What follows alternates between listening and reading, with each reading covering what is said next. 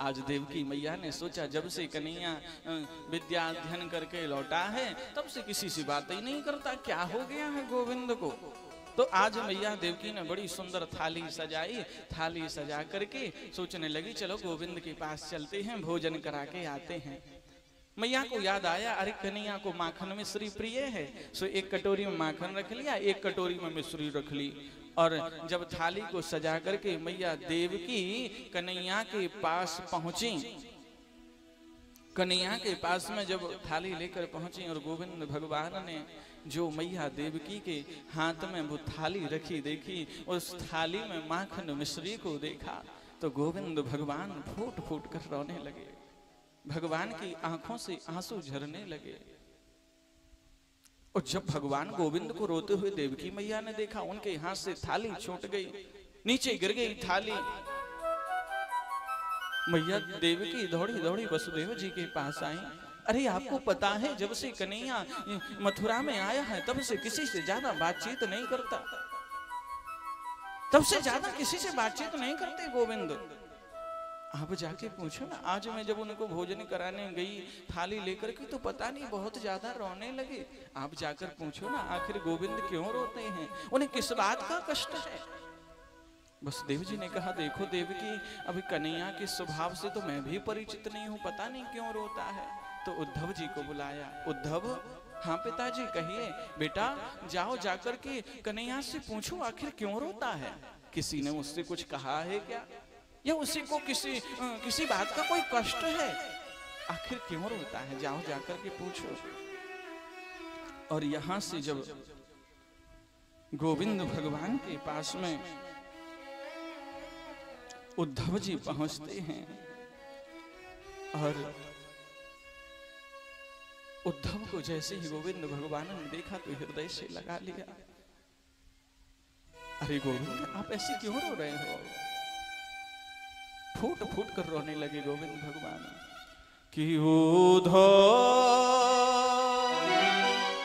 मोहे ब्रज विसूरत नाही, मोहे ब्रज विसूरत नाही, उधो मोहे ब्रज विसूरत हंस सुता की सुंदर कर लब और मधुवन की छाही,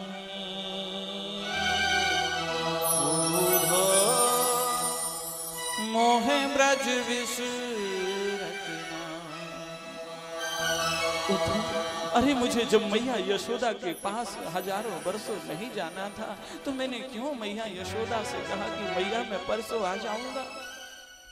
मैं जरा सी एक रोटी कम खाता था ना उद्धव, तो मेरी माँ दुनिया भर के वैद्यों को बुला लेती, आज मेरे लाला ने एक रोटी कम क्यों खाई।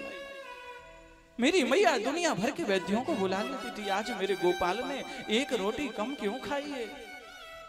मैंने उस मैया यशोदा के साथ कितना बड़ा विश्वासघात किया, मैं कितना बड़ा स्वार्थी हूँ उद्धव। उद्धव मुझे मेरे वृंदावन की पल पल रह करके याद आती है।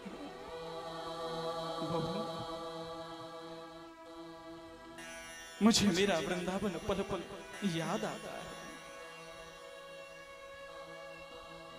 और जो उद्धव जी ने कहा तो आप चले जाया करो, आप जाते क्यों नहीं हो।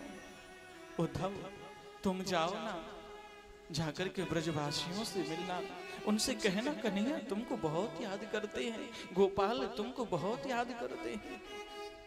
अब गोविंद मैं चला तो जाऊंगा पर मैं तो इतना बड़ा ज्ञानी हूं, पता नहीं मेरी वो बात समझते हैं कि नहीं समझते हैं। मैं ज्ञानी हूं, वो गवार लोग मेरी बात समझेंगे कि भी नहीं समझेंगे। गोपाल ने कहा देखो तुम कारी कमरिया को ओढ़ करके जाना, क्योंकि ब्रजवासी उसी से बात करते हैं जिससे मेरा संबंध होता है, और जिससे मेरा संबंध नहीं होता वो तो उसकी तरफ देखते भी नहीं है। उद्धव ने कहा देखो गोविंद जाऊंगा तो पर 1 घंटे से ज्यादा नहीं रुकूंगा। भगवान ने कहा तुम 1 घंटे के लिए चले जाओ। उधो मोहे ब्रज विसूरत मोहे ब्रज विष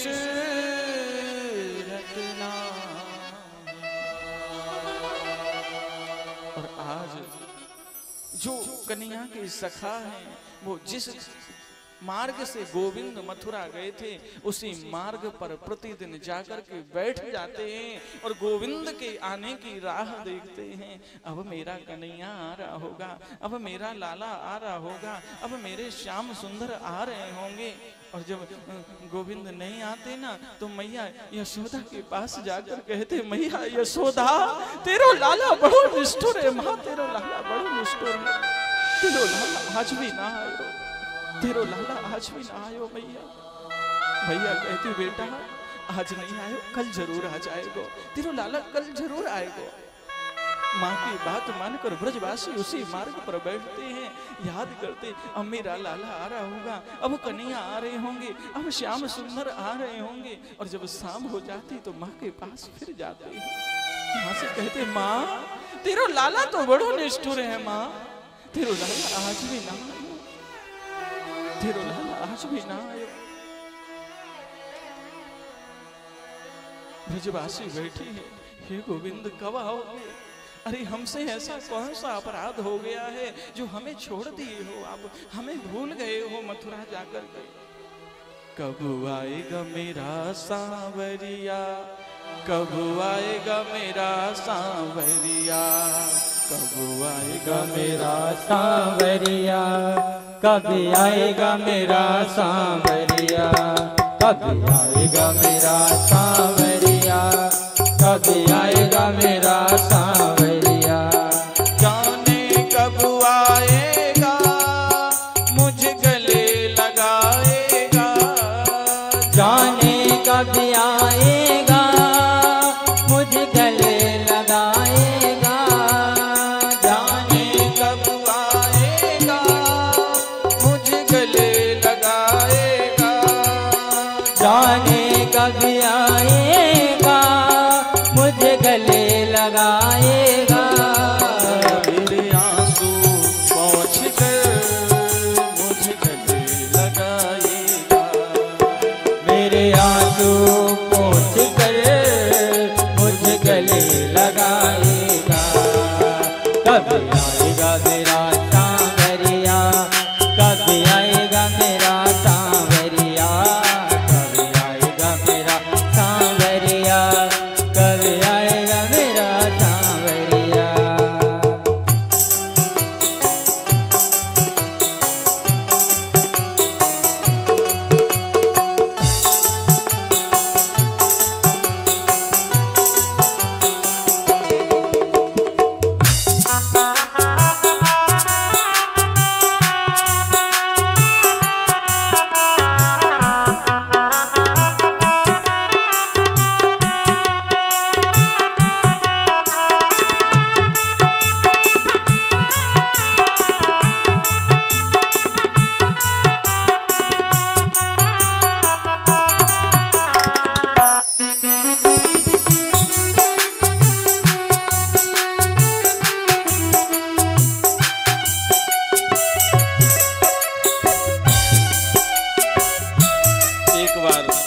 सभी लोग एक बार बोलेंगे गोविंद भगवान को बुलाएंगे। अच्छा कौन कौन ठाकुर जी को अपने घर बुलाना चाहता है? कौन कौन चाहता है कि गोविंद मेरे यहाँ आए हैं? सब चाहते हैं। एक बार हृदय से बुलाओगे उनको? अच्छा एक बार अंतर आत्मा से गोविंद भगवान को बुलाओ। ओ थक गए नैन मोरे रखता निहार के, थक गए नैन मोरे रसिता निहारते, थक गए नैन मोरे रसिता निहार के, थक गए नैन मोरे रसिता निहारते। प्यासी प्यासी अखियों में सपने बहार के, प्यासी प्यासी अखियों में सपने बहार के। कब तक तरसाएगा, कब तक बहलाएगा, कब तक तड़पाएगा,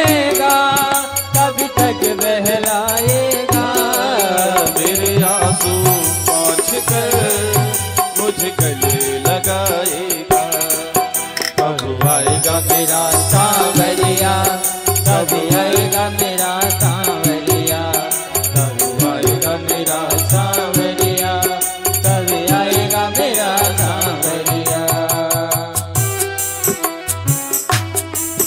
कभी आएगा मेरा सांवरिया, कभी आएगा मेरा सांवरिया, कभी आएगा मेरा सांवरिया, कभी आएगा मेरा सांवरिया, कबू आएगा मेरा सांवरिया, कबू आएगा मेरा सांवरिया। हे गोपाल, कब आओगे आप, कब आओगे? और आज जब जोर दूर से देखा कि उद्धव जी का रथ चला आ रहा था तो श्री दामा ने कहा, देख सुबल, जिस प्रकार हमें गोविंद की याद आती है ना, वो भी हमें याद करता होगा। देखो वो भी नहीं रह पाया हमें, देख हमारा कन्हैया आ गया, हमारा लाला आ गया। तो सारे ब्रजवासी दौड़ पड़े गोविंद से मिलने के लिए। जो रथ की ध्वजा गोविंद जब गए थे, जिस रथ में लगी थी, वही ध्वजा इस रथ में भी लगी है। तो उस ध्वजा को देखकर सारे गोप ग्वाल बाल दौड़ पड़े रथ की ओर। जो सखा कन्हैया की उंगली पकड़कर चलता था श्री दामा, वो तो झाड़ियों में छिप गया। तो मधुमंगल ने कहा, रे श्री दामा, तुम गोविंद से मिलने नहीं जाओगे? श्री दामा कहने लगा, मैं तो गोविंद से रूठ गया हूं। अरे मैं तो कन्हैया से रूठ गया हूं भैया। कन्हैया जब मेरे पास आके मोते हाथ जोड़ के जब माफी मांगेगो ना कि भैया मोते गलती हो गई, मोको माफ कर दे, तब बात से बात करूंगा, नहीं तो बात से तो मैं बात ही ना करूंगा, मोको ना करनी बात से बात। लेकिन जब उसने देखा कि सारे सखा दौड़ रहे हैं गोविंद से मिलने के लिए, तो उससे भी नहीं रहा गया और सबसे पहले पहुंच गया। अरे श्री दामा, तू तो कह रहा था मैं तो कन्हैया से रूठ गया हूँ, बात ना करूंगा। अरे भैया, बात दारिके से रूठ तो बाद में लूंगा, पहले बाकू हृदय से तो लगा लूं। कितने दिनन तो मैंने बाकू हृदय से ना लगायो है, पहले बाकू गले से तो लगा लूं, फिर रूठ तो बाद में लूंगा मैं, बात से रूठ तो बाद में लूंगा मैं। लेकिन जब रथ में देखा कि रथ में तो कोई और है, रथ में तो भगवान है ही नहीं, इसमें तो उद्धव जी बैठे हुए थे। देखो भैया, आधा घंटा का समय और दो कथा के लिए, बस आधा घंटे बाद भगवान का विवाह होगा, तो सभी लोग धूमधाम से मनाना। लेकिन उद्धव प्रसंग जरा आज विस्तार से सुनाने का मन हो रहा है, और यदि आप लोग ऐसे बैठे रहो तो जरा विस्तार से सुनाऊं आप लोगों को, क्योंकि आप लोग सुनोगे तो हमारा सुनाने में मन लगेगा, और आप लोग चले जाओगे तो हम भी 2-5 मिनट में सब फास्ट करके और आपको फ्री कर देंगे। तो आपको अच्छा किस किस का उद्धव प्रसंग सुनने का मन कर रहा है? सही सही बोलना, झूठ नहीं बोलना। हाँ, जिसका उद्धव प्रसंग सुनने का मन कर रहा हो तो शांति के साथ बैठे रहो और कथा सुनते रहो, झूठ नहीं बोलना बस। तो यहाँ पे भैया जैसे ही रथ में देखा कि रथ में तो कन्हैया है ही नहीं, कोई और बैठा हुआ है, रथ में तो कोई और है। और जब पर्दा हटाकर जैसे ही देखा, अरे भैया, मैं उद्धव कृष्ण का मित्र, उनको बहुत याद आती है ब्रजवासियों की, सुबह तुम्हारे पास मुझे भेजा है। सखा कहने लगे, वाह रे कन्हैया, याद तुझे आती थी, तू नहीं आया, अपने मित्र को भेज दिया। उद्धव, जिस दिन से गोविंद इस मथुरा को छोड़ करके, इस वृंदावन को छोड़ करके गए हैं, उस दिन से हम लोग इसी मार्ग पर बैठे रहते हैं। उद्धव जी कहने लगे, हमें मैया यशोदा से भी मिलना है, हमें यशोदा मैया से मिलना है। आप बताओ ना, उनके महल का मार्ग कौन सा है? उद्धव, जिस दिन से गोविंद गए हैं, उस दिन से कोई मैया यशोदा के महल का मार्ग नहीं पूछता। ये तुमको जो पानी का पनारा बहता हुआ दिखाई दे रहा है ना, ये कोई पानी का पनारा नहीं है, ये कोई गंदी नाली का नाला नहीं है, ये कोई नाली नहीं है, बल्कि गोविंद की विरह में, गोपाल की विरह में जो मैया यशोदा की आंखों से आंसू झरझर कर गिरते रहते हैं, जो इतनी सैकड़ों गोपियां गोविंद भगवान की याद में रोती रहती हैं, वो यही सब आंसू एक पानी के पनारे के रूप में प्रकट हो गए हैं। और ये सब आंसू जाकर के यमुना जी में मिलते हैं। यमुना मैया भी दिन रात रोती रहती हैं, तो यमुना मैया का जल भी खारा हो गया। आप वृंदावन गए होंगे और जब आपने यमुना जल का आचमन किया होगा तो ऐसा लगा होगा आचमन करके कि जैसे हमने आंसू पी लिए हों। लगता है ऐसे जैसे आंसू पी लिए हों। तो यमुना मैया गोविंद भगवान की याद में रोती रहती है, जिससे कि यमुना जल भी खारा हो गया है। और जब देखा कि ये पानी का पनारा नहीं, आंसुओं का पनारा है, सो उद्धव जी रथ से नीचे कूद पड़े। उस पानी के पनारे के चलते चलते, और जहां से उस पानी के पनारे का उद्गम स्थल था, वहीं नंदरानी यशोदा का महल था।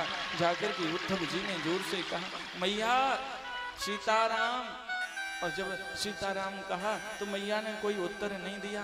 कोई बनावट नहीं थी, कोई श्रृंगार नहीं था। एक हाथ में माला है और माला हाथ में लेकर के बस श्री कृष्ण श्री कृष्ण श्री कृष्ण श्री कृष्ण मंत्र का जप कर रही है, और कोई बनावट नहीं है।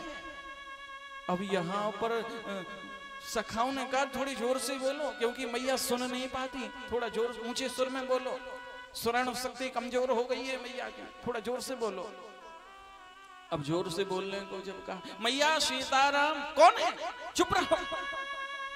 हे भगवान, कबहू चंदा मांगे, कबहू दुल्हनिया मांगे, कबहू बहू मांगे, मैं तो जा लाला से परेशान आए गई। देखो उद्धव जी का हाथ पकड़ लिया। जब ले जाकर के मैया पालने के पास पहुंची तो पालना खाली झूल रहा था। मैया यशोदा धड़ाम से जमीन पर गिर पड़ी कि धूरी धरे अंग सोहत श्याम जो, अरे कैसी बनी सिर सुंदर चोटी, उर खेलत खात फिरे अंगना, पग पैजनी बाजत पीरी कठोती, पग पैजनी बाजत पीरी कठोती, और बाछवी को रस खान बिलोकत, बाछवी को रस खान बिलोकत, भारती काम कला निधि खोती, और काग के भाग कहा कहिए, हरि हाथ सो ले गयो माखन रोटी, हरि हाथ सो ले गयो माखन रोटी। एक बार मैंने लाला को माखन रोटी लगा कर दी, और एक कौआ उड़ता उड़ता आया और वो कन्हैया की माखन लगी रोटी लेकर के उड़ गया। गोविंद कहने लगे, मुझे तो मैया वही माखन वाली रोटी चाहिए, मुझे तो वही माखन वाली रोटी चाहिए। उद्धव, वो जो तुमको बीच वाला चौक दिख रहा है ना, उस चौक में कभी गोविंद मेरी उंगली पकड़कर नाचता था। नाचे नंदलाल नचावे हरि की मैया। उस बीच चौक में मेरी उंगली पकड़कर गोविंद नाचते थे। लेकिन मैंने कन्हैया को छड़ी दिखाई ना, मैंने लाला को उखल से बांधा ना, इसलिए लाला रूठ गया है मुझसे। रात भर उद्धव जी मैया यशोदा के पास बैठे। प्रातः काल गोपियों के पास जब पहुंचे, गोपियों के पास जाकर जैसे पहुंचे, गोपियों से कहने लगे, गोपियों तुम किस लिए रो रही हो? उस पर ब्रह्म परमात्मा के लिए। उद्धव जी यहाँ अपना ज्ञान सुनाने आए थे, और गोपियों का जब प्रेम सुना, प्रेम देखा, तो धो सीधो है चलो, सुन गोपिन के बोल, और ज्ञान बजाई दुंदुभी, प्रेम बजायो ढोल। उद्धव जी के ज्ञान की दुंदुभी बज गई और प्रेम बजायो ढोल। गोपियों ने कहा, उद्धव तुम किसको कहते हो कि मन को लगाओ? अरे उद्धव, मन तो एक होता है जो गोविंद के साथ चला गया है। मन तो एक होता है तो जो